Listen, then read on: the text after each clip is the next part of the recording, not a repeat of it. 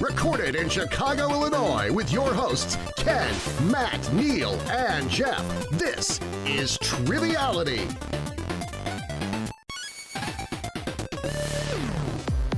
Hello, welcome to Triviality, the game where lack of seriousness meets a little bit of knowledge. I am Ken. I enjoy metal music, going to the cinema, exercise, and my love language is whatever I can get.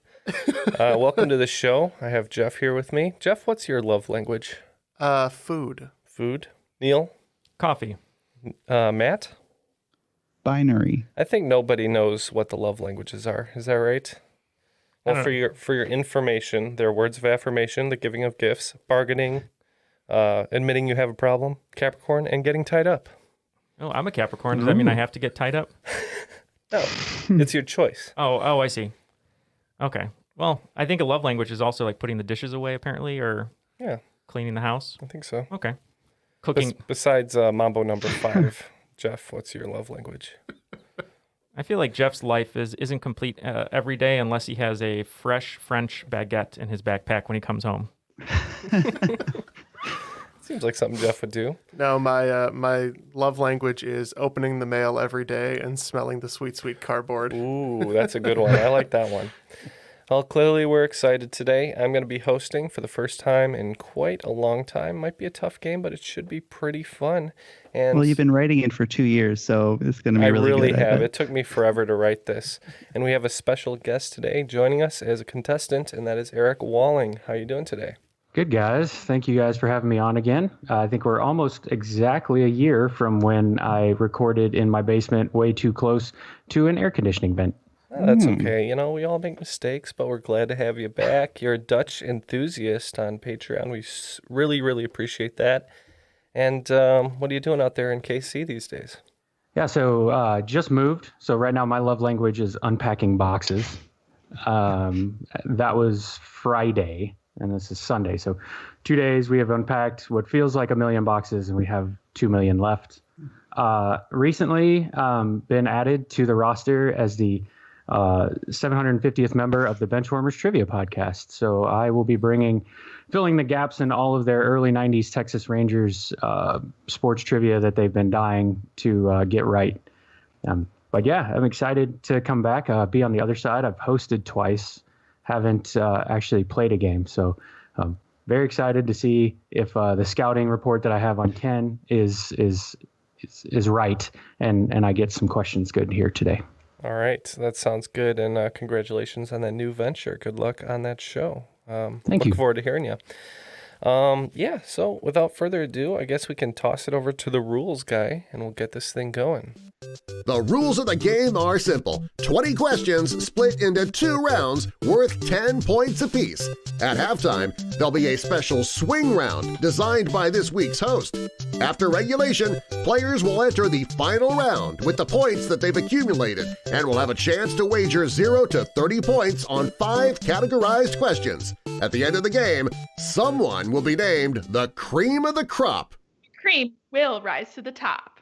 Oh, yeah. How did we get Marv Albert to do that? I don't know. It took a big check, I'll tell you that.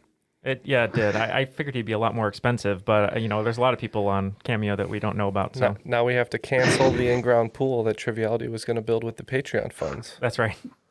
But I thought you guys were getting bigger K-cups. Yeah, the jumbo-sized K-cups. Actually, with the in-ground pool, though, if we don't have the pool, at least we can still pay a pool boy. So whoever wants to be our pool boy or pool girl can come over and hang out. No, the in-ground pool, Ken did it a la Bob's Burgers style, and he bought like a big metal tin, and we just dug a hole in the backyard. I've been shoveling for weeks, guys. All right, well, let's get this thing started here. Matt and Eric are going to be a team. Any idea what you guys want to be called? Maybe something sports-related? Yeah, I got an idea. Quarantine seems to be ending. People are getting back out in the world, and it's time to lose those quarantine pounds, I think. So I'm on a diet. Eric's a big Chiefs fan, so I think we're going to be Kale to the Chiefs. Kale to the Chiefs. Neal and Jeff? Well, I know, Jeff, you're pretty excited about getting back to the gym. So maybe we can do something gym-related. I don't know if we want to be like the gym rats or... the gym neighbors. The gym neighbors. I have a feeling it's going to be the Stairmaster to Hell this week. So. Oh, I like that. Stairmaster to Hell. Oh, I like that. Yeah. All right. Yeah, just want to say again, still be cautious out there, guys. It's winding down a little bit, but we still got to be careful. So be careful out there if you're going out to eat or going to the gym. Don't lick those doorknobs. Don't lick the doorknobs. That's a good rule for life in general. All right, so one last thing I want to say before we get started.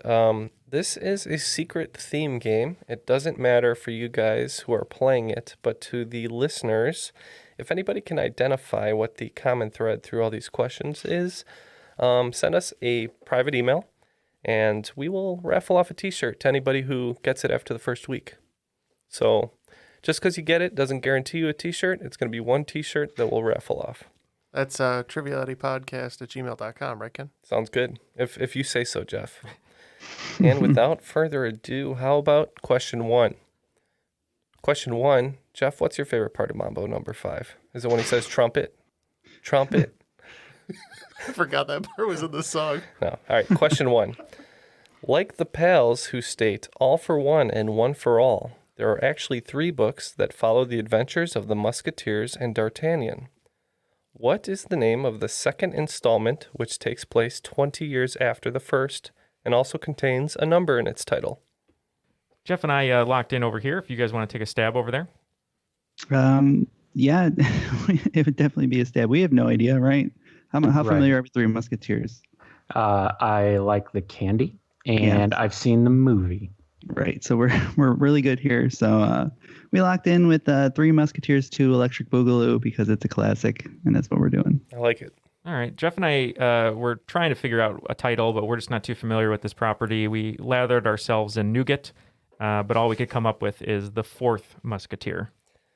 Well, during your guys' conversation, you said maybe it's a trick, and the title is All for One and One for All, and it was in the question. That is not correct, but the answer was in the question because the answer is 20 years after. Just 20 years after? 20 years after. Oh.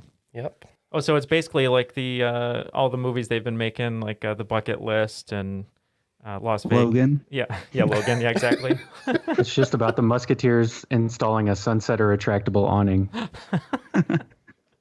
All right, so let's move on to question 2. I think you guys might be able to get this one. David Yost, Austin St. John, and Walter Emmanuel Jones may not be household names, but they all might have been on our TVs as cast members of a popular TV show. What show might that be? You might be giving some clues. Mighty Morphin Power Rangers?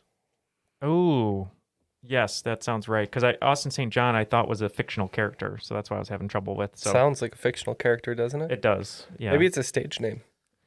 Oh, it Speaking of stage names, I recently found out how Whoopi Goldberg came by her stage name. And it turns out that the Whoopi is because she is a relentless farter, I guess. Oh, my God. So she just embraced it. Yeah, people were saying she sounded like a whoopee cushion, so she's like, oh, fine. And Like, what's funny about that is Patrick Swayze in the movie Ghost wasn't actually playing a ghost. It was just her fart that was in the ether. Do you want to go Mighty Morphin Power Rangers? yeah, I think that's what he's playing at. Okay. All right. We'll lock in. Oh, okay. Yeah, I'm very familiar with these names. David Yost, I believe, is the blue one. Austin's the red one, and Walter's the black one. I'm 100% sure these are Power Rangers. Yep, Matt didn't even need the big hint there. It is the Mighty Morphin Power Rangers. Good job, guys. Yeah, Austin St. John just sounded too fake to be a real person. All right, number 3, a music question. In the song High Lonesome, the band Gaslight Anthem makes a transparent reference to one of their influences, the boss, Bruce Springsteen. The lyrics go, "And at night I wake up with the sheets soaking wet. It's a pretty good song, baby, you know the rest." Though the title of the Springsteen song, quoted here, contradicts the idea of being soaking wet, what song is this a reference to? So, in essence, the part about the sheets being soaking wet is in a Bruce Springsteen song. What song is that? Well, I wrote a song about being soaking wet. It was when I tried to make a tie-dye T-shirt with the American flag. Wow. Yeah, I don't know. I'll go with your guy. I mean, you probably know more about Springsteen than I do. So I don't.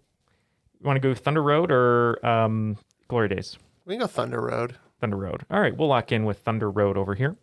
Okay, so how familiar are you with The Boss?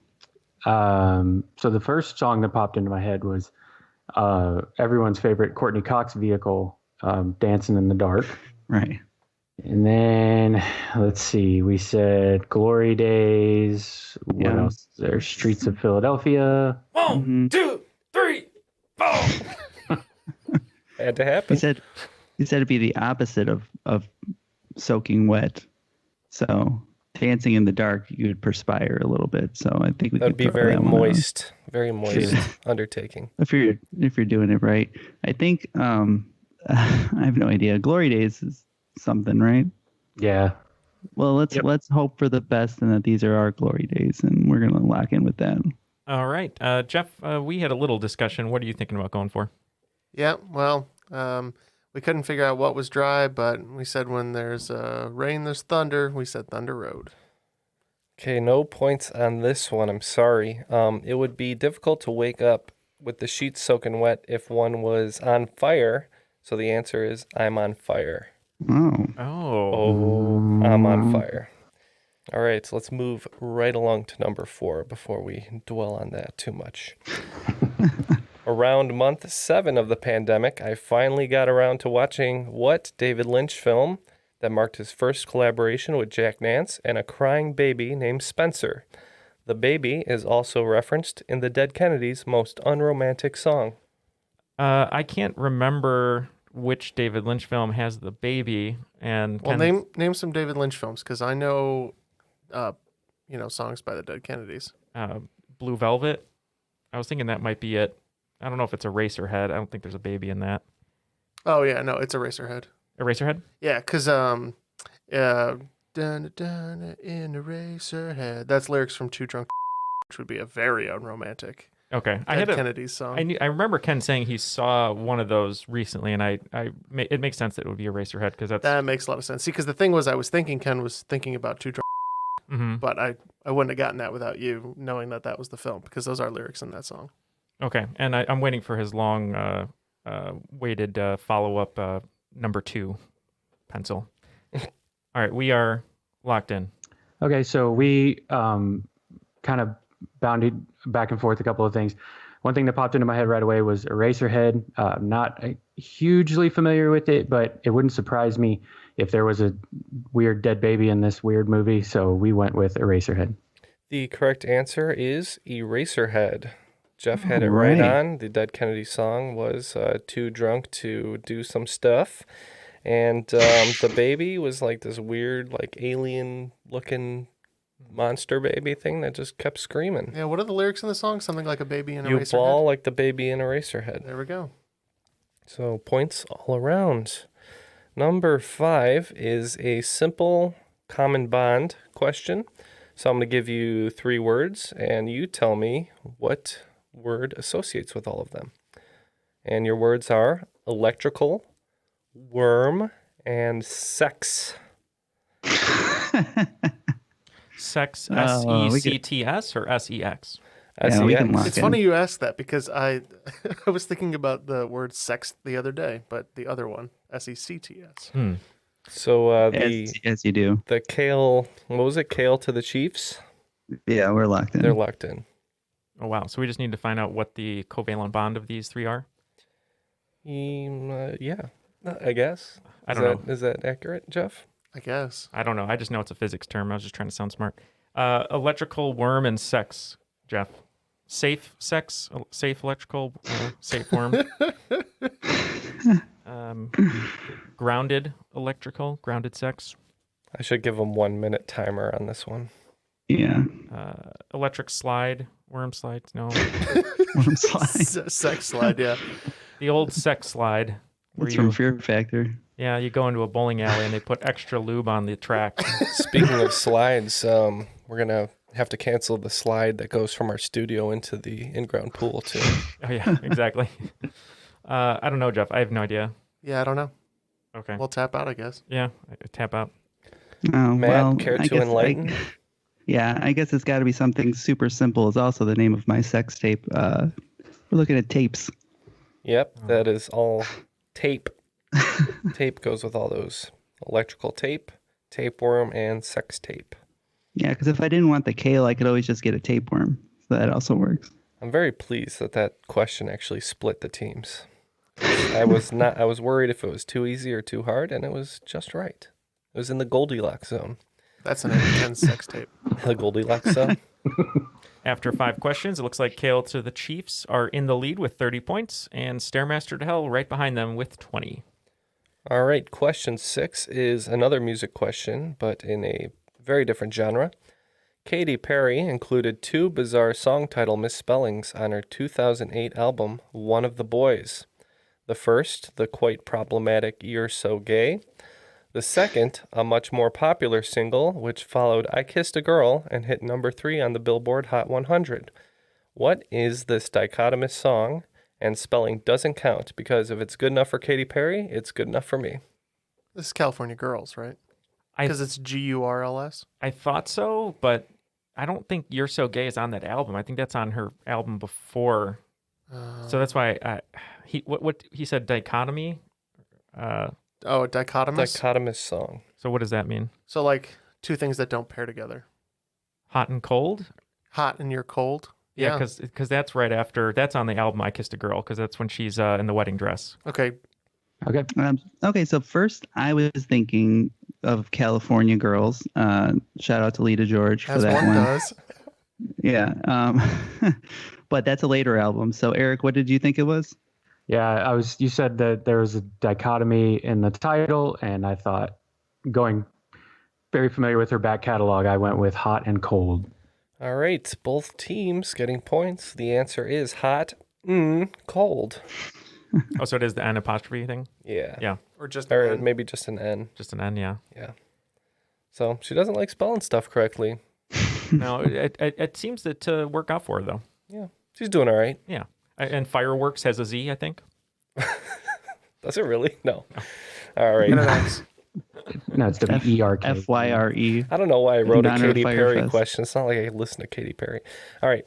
Number 7. This one's a bit of a number guess, so it's going to be a little tough. The golden poison dart frog is just so cute. I want to hold it and cuddle it and let it live inside my beard.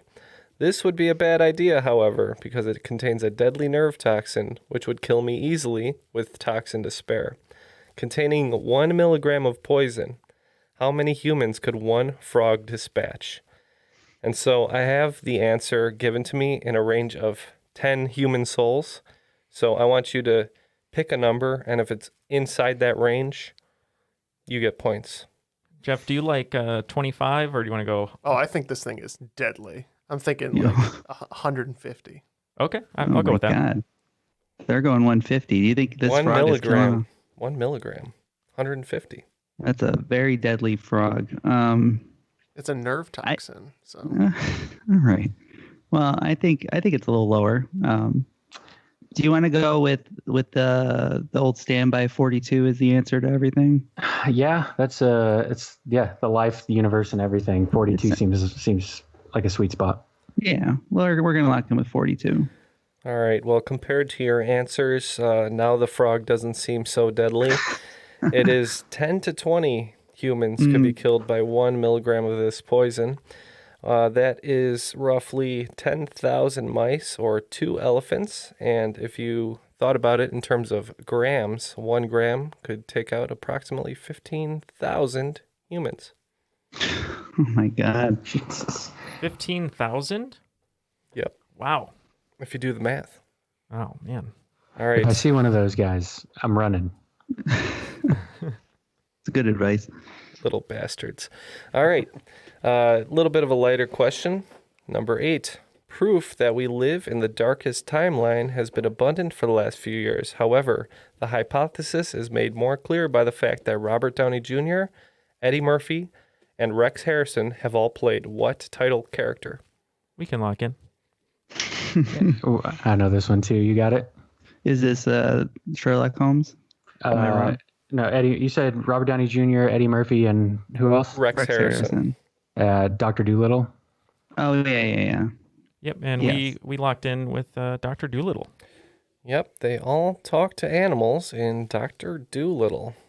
Did we need the Robert Downey Jr. Dr. Dolittle is the question. Probably No. not. I don't even think he wanted it, but I'm sure the money came through. He quit Iron Man, and the very next movie does his Dr. Dolittle? Give me a break. What would have been better is if he, stepped into the shoes of Rex Harrison from My Fair Lady, and instead of training Mary Golightly, that's Breakfast at Tiffany's. Anyway, instead of him training, what's her name? Eliza Doolittle. Thank you. Go. Doolittle. Eliza Doolittle, he could have been training a pointed frog or whatever you said to be human. To murder him. Yeah. To commit murder. Perfect crime. I'd watch that movie for sure. All right, next question, number 9. With 4 to 5 million people worldwide and their largest populations in China, Vietnam, and Laos, what indigenous group received more widespread awareness in the United States after a St. Paul community was featured in the film Gran Torino? While some depictions of their culture in the film received some negative reaction, the film was praised by others, citing its authentic casting and deep characterizations. We'll lock in over here. Yep. And I'm about to get off Neal's lawn, so. Yes, all I know about that movie is the lawn. So I know. I could see a car rolling slow by Clint Eastwood's house and him smoldering on the porch. Yeah, Lawnmower Man. I don't even think in his 20s Clint Eastwood was smoldering, let's be honest. Do you have no idea, do you? I got nothing. Yeah, and in order to avoid saying something insensitive, we are not going to answer your question. I figured that might that. happen. Yeah, remember this movie pretty well. His neighbors invited him over for some cookouts, and he got to know the young neighbor next door, and I believe it is the Hmong culture.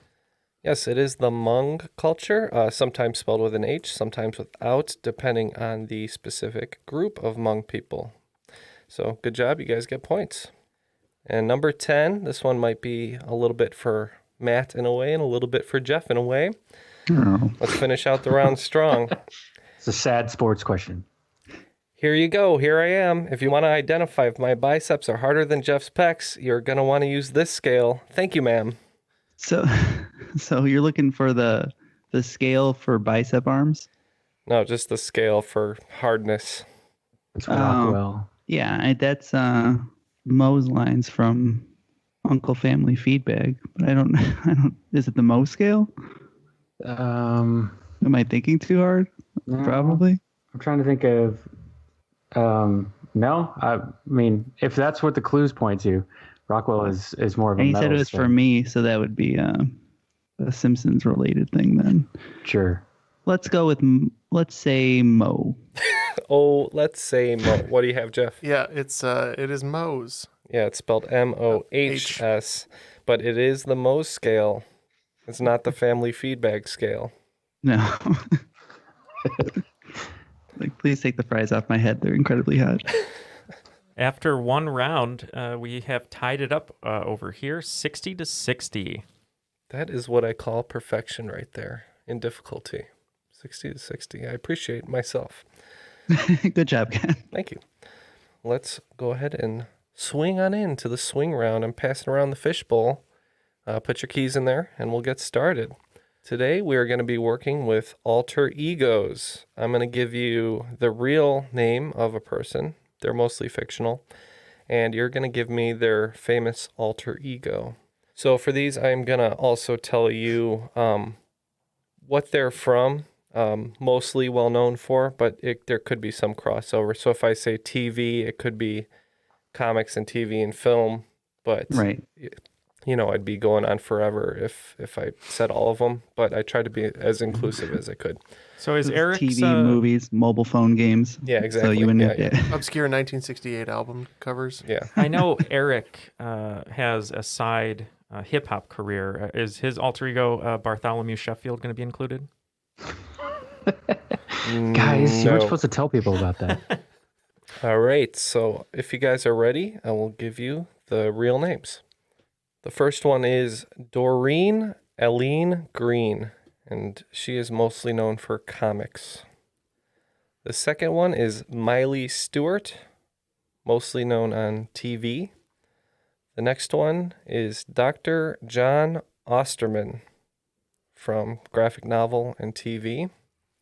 Number 4, Thomas A. Anderson from mostly film.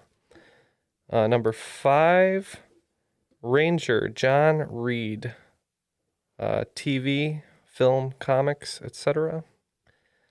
The next one is a real person, Mark Sinclair. And if you need help with this one, I recommend you consult with your family. The next one, Adrian Toombs from comics and film. Number 8, Kara Zor-El from comics, TV, etc. Number 9, James Gum from literature, film. And number 10, Riri Williams from comics. All right, we'll take a look over here and let the other guys talk and hopefully be back with some right answers. All right, and before we get to those answers, just want to remind you all that we have a Patreon. You know, that's the way that we keep our show going and running. We're really happy to have Eric with us. He is a Patreon supporter. You can join him at patreon.com/trivialitypodcast. Get some perks for yourself, including some of our wonderful bonus episodes, including the crop drop, which we introduced last year, one of my absolute favorites. And just check it out. And I was just, and priority booking to be on the show, which is great. True. And I was just kidding about the pool, guys. We're not wasting your money like that, we promise. All right, it's that time to pull the keys back out of the bowl and see who we got. Let's get the answers for the swing round. Number 1, Doreen Aline Green from comics. Yeah, we thought maybe Rizzo from Grease had her own comic, so we said Rizzo. We thought she may have been one of the myriad Green Lanterns. It's not a bad guess. This was one of the harder ones. I wanted to start you off with a challenge, and it is Squirrel Girl. Oh, no. The famous Squirrel Girl. Spoiler, one of our future answers will be wrong as well. I remember when some of our friends were into HeroClix forever, people would hate when someone would pull out Squirrel Girl because she's so powerful. Yeah, which is weird. Yeah, I know. You'd think you'd want to have Squirrel Girl on your team. All right, number 2, Miley Stewart from TV. Pretty sure that this answer contains the best of both worlds, and we said Hannah Montana. Yeah, also said Hannah Montana. That is correct. It is Hannah Montana. Nearly, Alexis, Texas? That is But that was a correct. porn or something? Evidently, it's a porn star, yes. But you guys both got 5 points. Evidently. Based on my research. It didn't take long to figure out that it is indeed a porn star. Quick Google search. All right, number 3, Dr. John Osterman from graphic novel and TV. The only hint here was the graphic novel to TV, and we couldn't really figure it out, but we thought maybe it's Dr. Manhattan because of Watchmen's popularity the last year. Yep, we had a similar line of thinking. We also went with Dr. Manhattan. Yes, named for his affinity for simple cocktails, it is Dr. Manhattan. That was stupid. I'm sorry. I apologize to all the listeners. All right. Dr. Negroni in some regions. Yes. Number 4, Thomas A. Anderson, a.k.a. Mr. Anderson. Mr. Anderson. Yep, we knew right away this was Neo.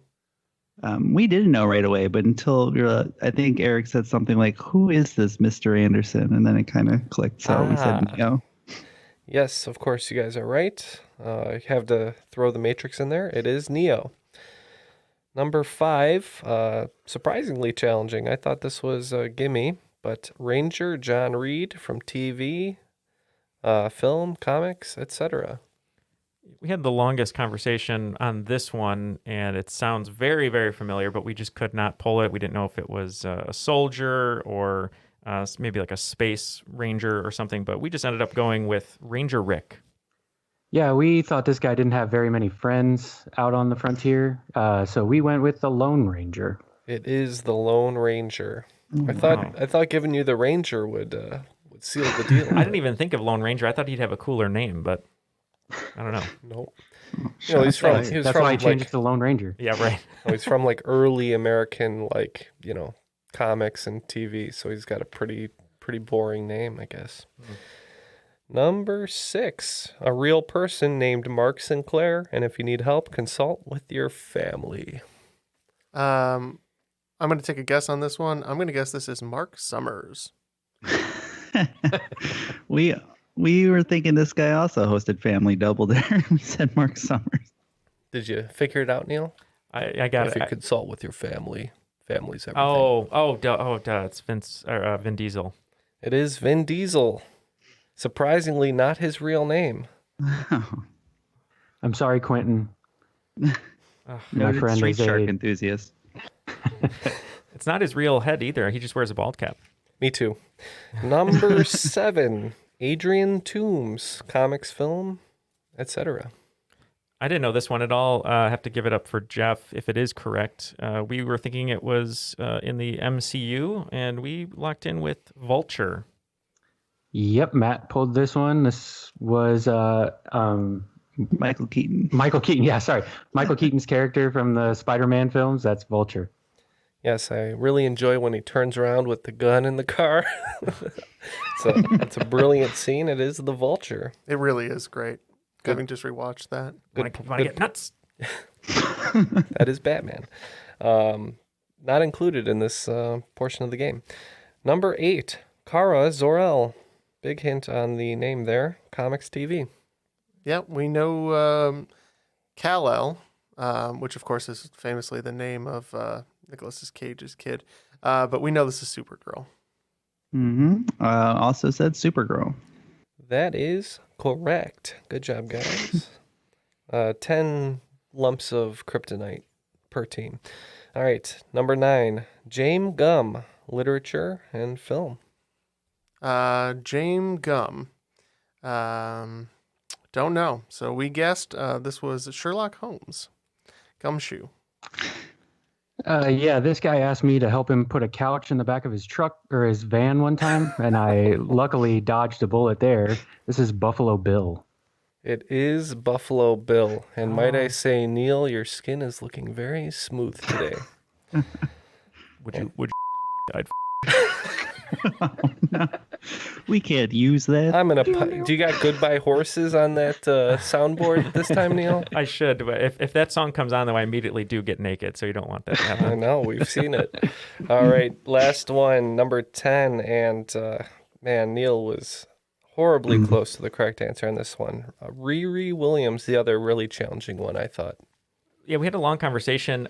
This sounded so familiar to me. I know there's a character in the comics who is a young girl who I think is like a scientist or really into physics and things like that, like Tony Stark. And I think she becomes Iron Man, kind of like. And I didn't know what her name was, so we just kind of locked in with Iron Girl because it was in that world. This is the one that we thought might potentially have been Squirrel Girl, but we know that we're wrong. So there you go. Yeah, like I said, Neil, very close on this one. It's Iron Heart. Ooh, okay. Might be seeing her in the MCU sometime soon. I figured, yeah. It was a cool character. After the swing round, it looks like Kale to the Chiefs has taken a slight lead with 95 points, but right on their tail, moving in forward motion, is Stairmaster to Hell with 85 points. It's the worst kind of hill to climb. It's tough. And we're in for a tough second round. Question number 1. What practice of martial arts is divided into different techniques called waza, such as nagewaza, katemewaza, and atemewaza? The last represents body striking techniques and is explicitly banned from standard competition. So we're thinking Japan. Yes, those sound Japanese, which immediately rules out things like Taekwondo, because that's Korean. Yep. So I was thinking it's probably between Karate and Judo. Karate and Judo, yeah. Okay. Well, if body strikes are banned, I mean, Judo is all about the throwing and the submissions and stuff. So, I mean, maybe they don't want people punching each other in the competitions. It's more about like getting the submission and throwing them over your shoulder, that kind of thing. Okay. Do you want to go with that, I guess? Yeah, because I feel like karate would be a trap answer. So. Yeah. Okay. We will lock in with Judo over here. Yeah, we were thinking about martial arts types that don't have much striking in them. Went through a couple of them and ended up landing on jujitsu. Okay. We have one jujitsu and one Hey Judo. And the correct answer is Judo. Oh. All right. Good. Nice conversation. I'm glad we went that way. All right, number 2. A tisane is a drink that often goes by another more common name. However, this common name is specifically wrong because it contains an ingredient that a tisane must lack. What is this ingredient? Tisane is spelled Tisane. Do you think that this is a Long Island iced tea? Yeah, it could be. There's definitely not iced tea in a Long Island iced tea. Right. And I would imagine it originally had a name before it became called that. Right.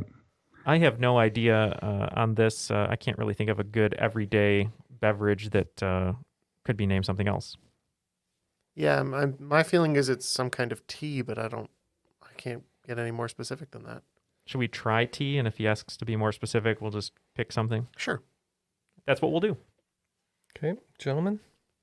Well, we went a little more specific with tea. We think that I don't remember them making sun tea behind the bar too often. I thought that this might be a Long Island iced tea, so we locked in with Long Island iced tea. All right, you guys are both in the right direction here. I'm going to give points to the Stairmaster to Hell or whatever it was. Stairmaster to Heaven. What'd you say? Stairmaster to Hell. Yeah, All right. Stairmaster Heaven's not allowed. The correct answer is tea because a tisane is the other name for an herbal tea.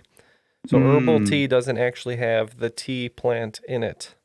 I should have said I can be less specific if you need me to, and then we would have been fine.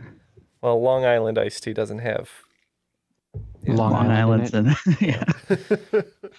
All right, so points to Stairmaster. And number 3, a little bit of geography.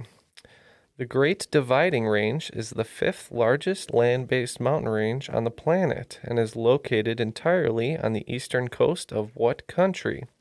When scouting for Lord of the Rings locations, Peter Jackson may have passed on this country in favor of New Zealand due to a lack of ringwraith activity on Mount Feathertop, which is less of a clue and more of an excuse for me to say Mount Feathertop, because it rhymes with Weathertop.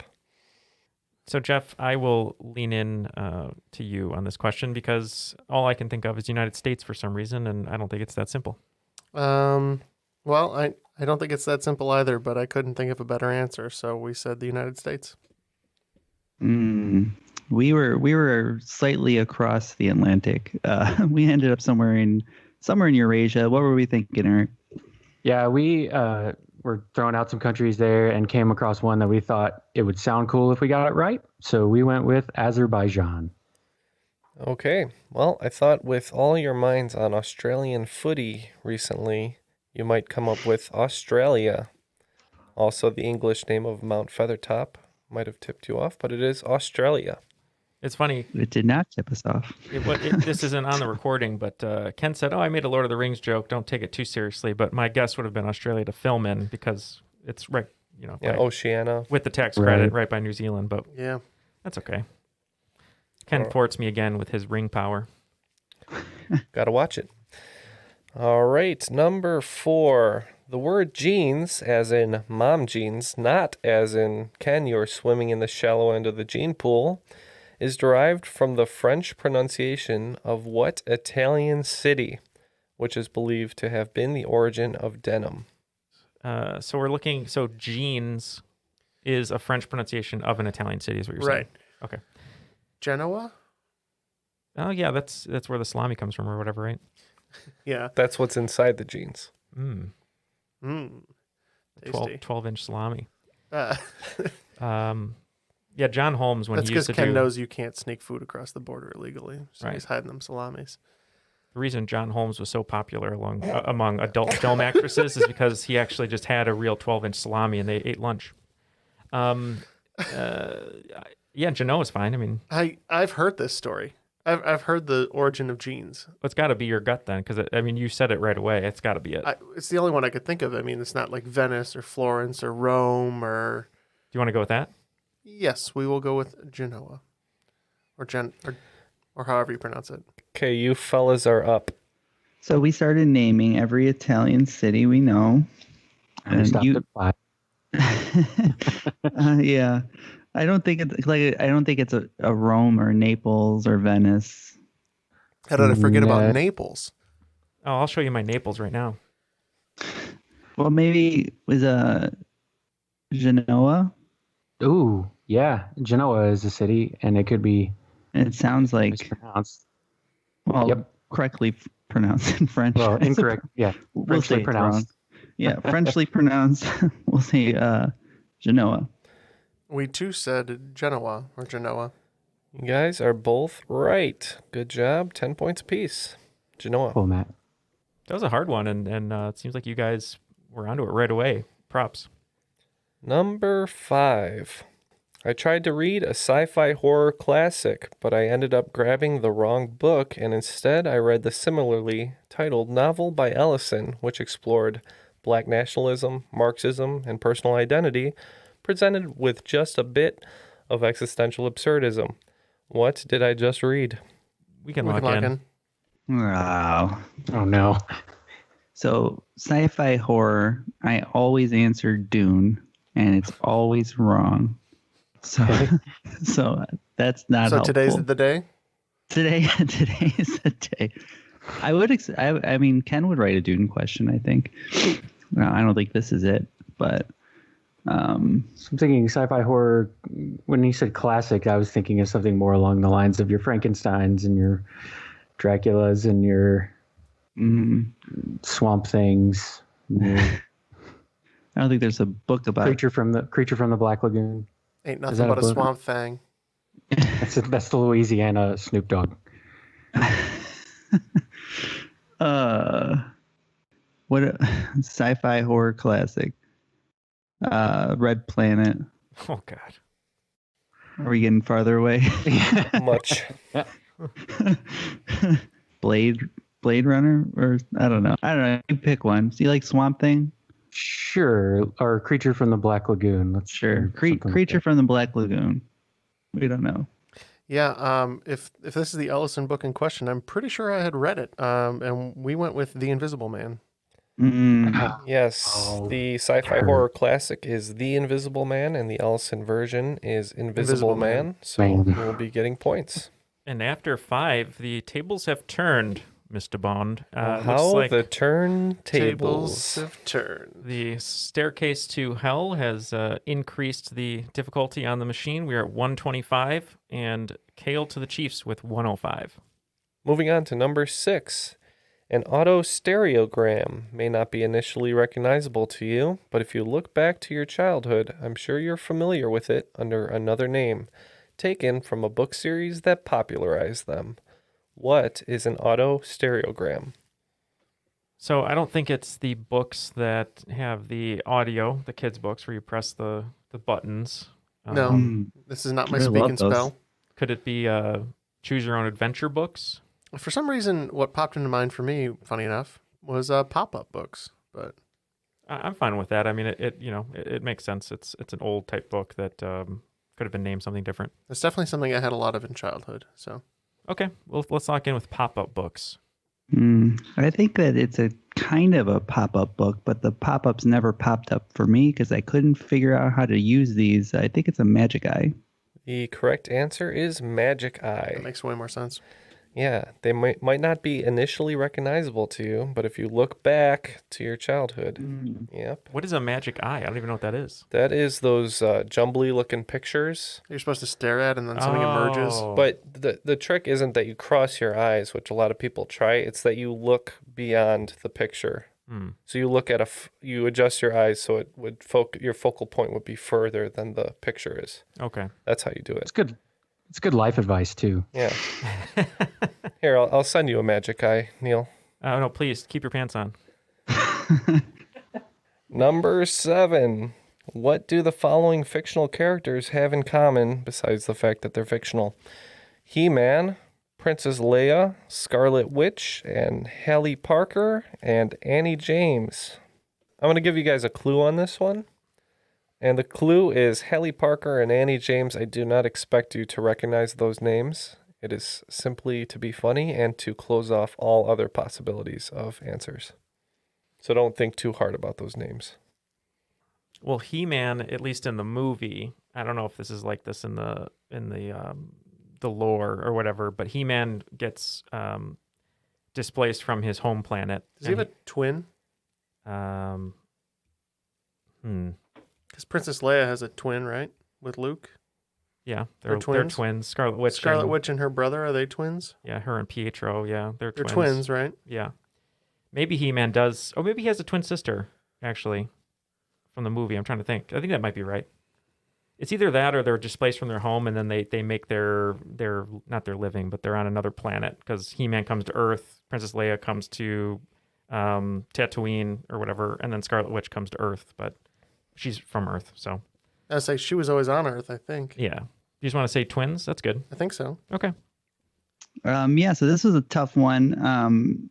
Then we started thinking about what do these people kind of are known for, and having just seen all of WandaVision, very familiar with Scarlet Witch's twin brother Pietro, and then Princess Leia also potentially has one. Luke, they kiss. It's kind of weird in retrospect.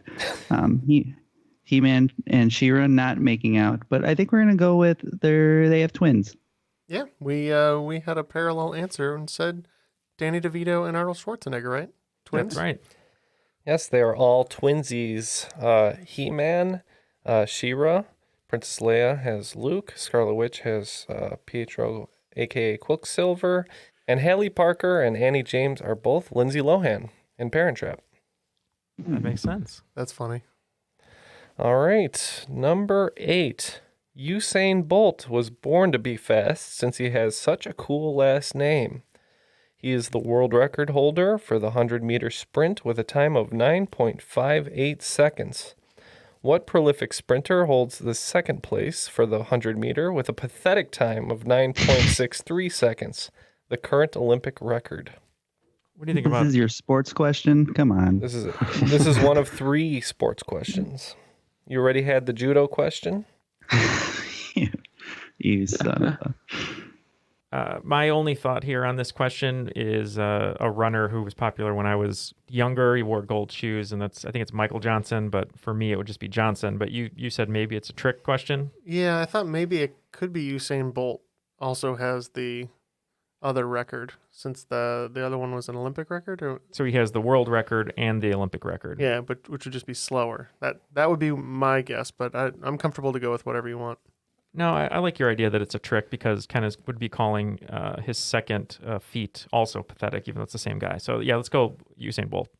That makes us question some things. What did we talk about, Eric? Yeah, we just bypassed all those clues and started thinking about other prolific sprinters in the time frame. I knew that Justin Gatlin had a pretty fast time in the 100, and I remember Michael Johnson being more of a 200, 400 guy. So we went with the different American Justin Gatlin.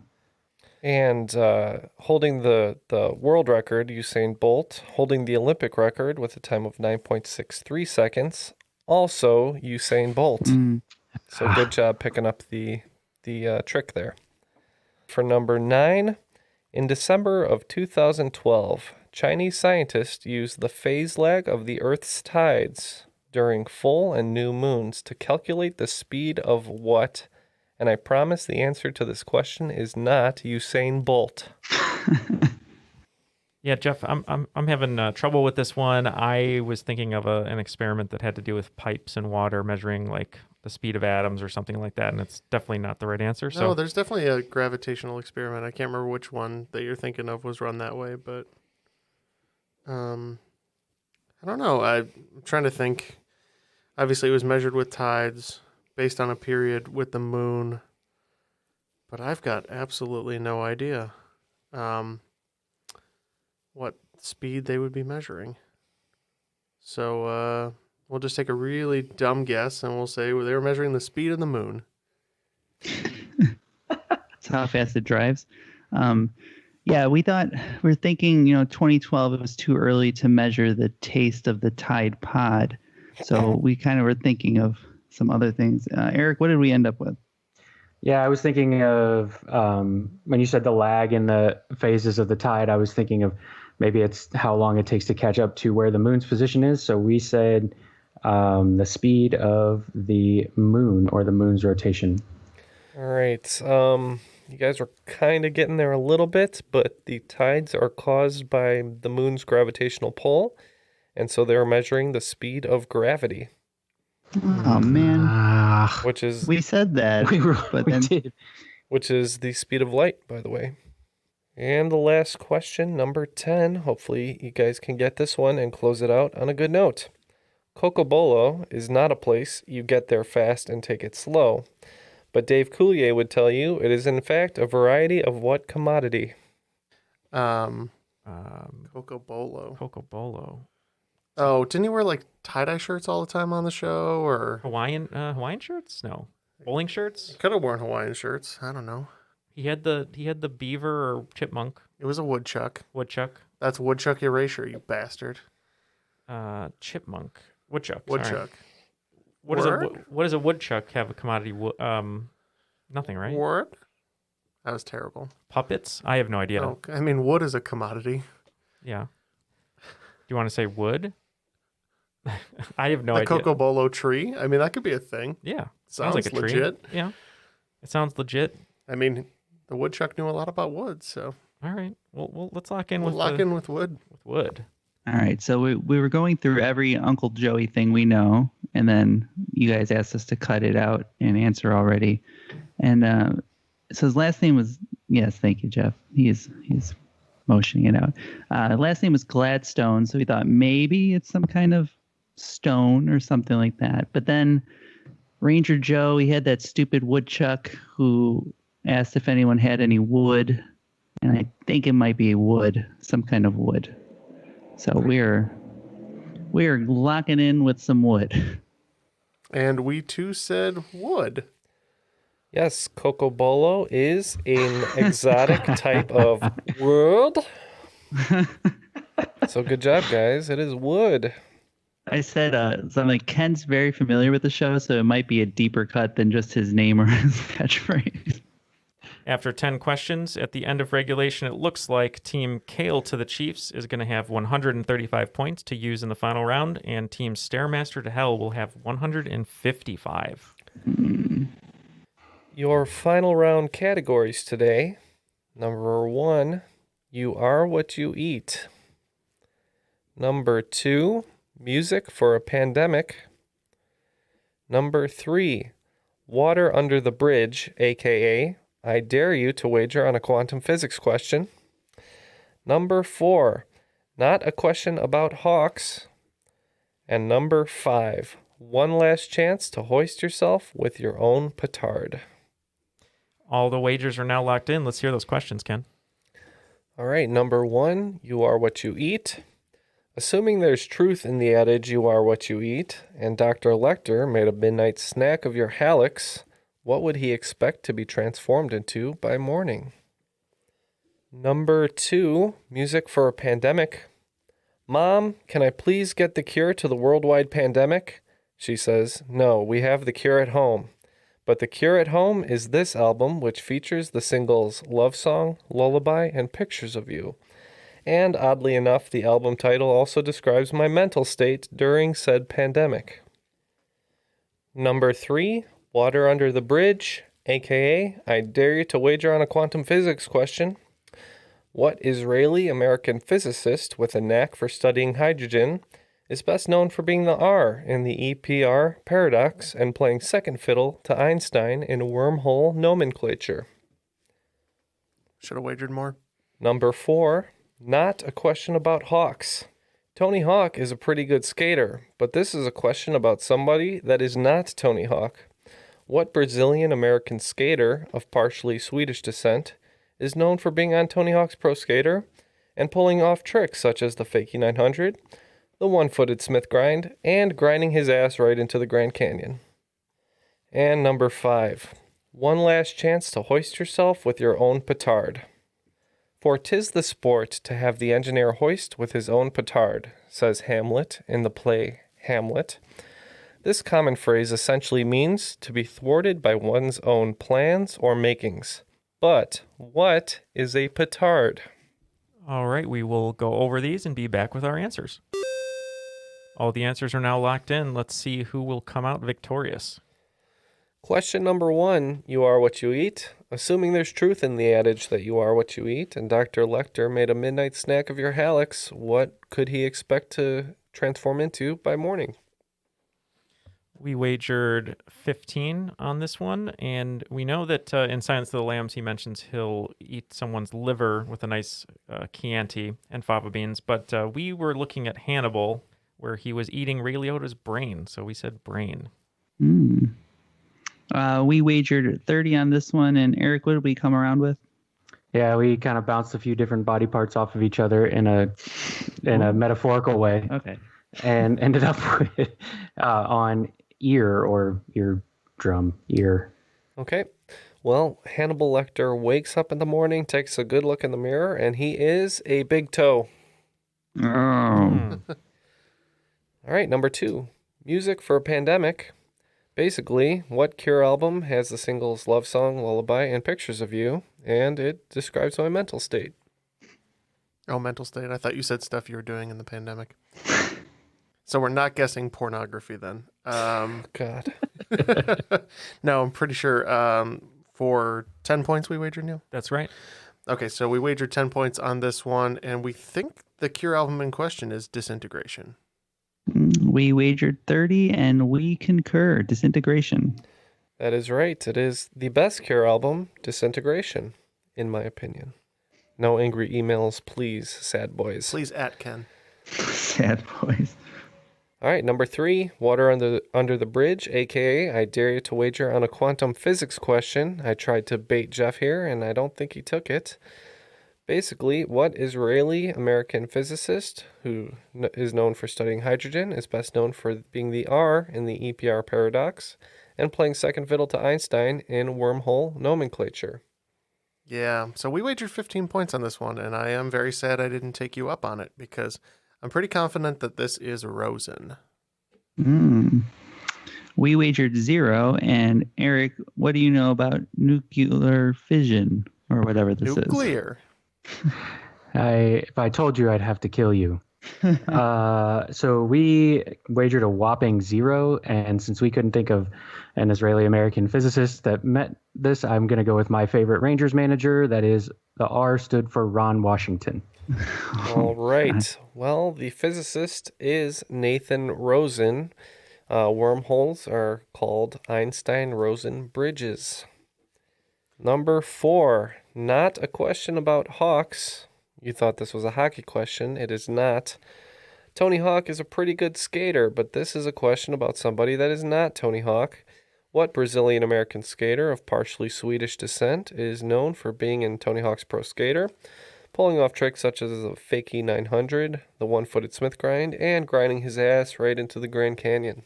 All right, we wagered 10 points on this one, and one of my other favorite choices, if I wasn't going with Jeff Rowley, it's Bobby B, Bob Burnquist, Tony Hawk Pro Skater. We wagered 30 on this one, and his name actually does kind of sound like a hockey name, so we also said Bob Burnquist. That is correct, Bob Burnquist. Number 5, one last chance to hoist yourself with your own petard. For 'tis the sport to have the engineer hoist with his own petard, says Hamlet in the play Hamlet. This common phrase essentially means to be thwarted by one's own plans or makings. But what is a petard? We wagered 15 on this one. Love Hamlet. I know that the engineer maybe plays a clue into it, but from what I've heard over the years, I believe it's like an explosive or a bomb or something like that. So we didn't know how specific to be. So we just said a bomb that blows up. Yeah, and Matt came across this one. This reminded me of a question I'd heard before. So Matt, what'd you come up with? We wagered 30 on this one, and we just think it's some kind of bomb. And you guys are both right. It is a bomb. Well, that one didn't blow up in our face. So. Yep. I think this game blew up in our face, though, because if my math is correct, which it often is not, I believe we ended up losing by 5, Jeff, because the team Stairmaster to Hell ended with 190, and beating us by 5 points is today's cream of the crop, Kale to the Chiefs. I am the cream. Fortune favors the bold today. Anything is possible. Oh, heartbreaking. I had no idea. I was doing the math in real time, and if my math is correct, it shocked me. I believe it is, but I'll double check. All right, we're going to wait while Jeff checks, and you might as well just give your victory speeches now, gentlemen, because if it isn't correct, you should just still take the win. Oh, yeah, because they're up Okay. 60. You guys both did great today, though, to be honest. Yeah, it was a great game. Great questions. I think we had about a 60%, approval rating, I suppose. Not approval rating, but 60% get rate. We've never had a 60% approval rating. No, definitely not. Much like my college years, is right at about 60% for everything. C's and D's make degrees. D for done. All right, well, that'll do it for today. We want to thank again Eric Walling for joining us. Any last shout-outs today? No, thank you guys for having me on. I love being a part of the community. The crop's always a blast. I love coming on for a couple hours and spending time. It's fun being on this side. I feel like I didn't make it wasn't too far behind on all the questions. So a great game, Ken. Thank you. Also, shout out to the Benchwarmers Trivia Podcast. If you like sports trivia, please listen to us, or myself and Matt in the Very Meta BTPOT, where we just talk about our trivia games. Awesome. And really we make fun of each other for how we missed easy questions. So Awesome. Thanks again, Eric. I think we're going to change that from any last shout-outs to it's your chance to bask us in compliments right now. Yeah, there you go. Yeah, if you want to shower us in compliments, please. If you want to hear me Well, you're all on very handsome. on Benchwarmers, Matt was on Benchwarmers, and I was just on at episode 80, where it was a 2-on-1 sports movies trivia games. You can see how I fared. All right. Be sure to check that out. And for Eric, Jeff, Neal, Matt, and myself, I'm Ken. And that was Triviality.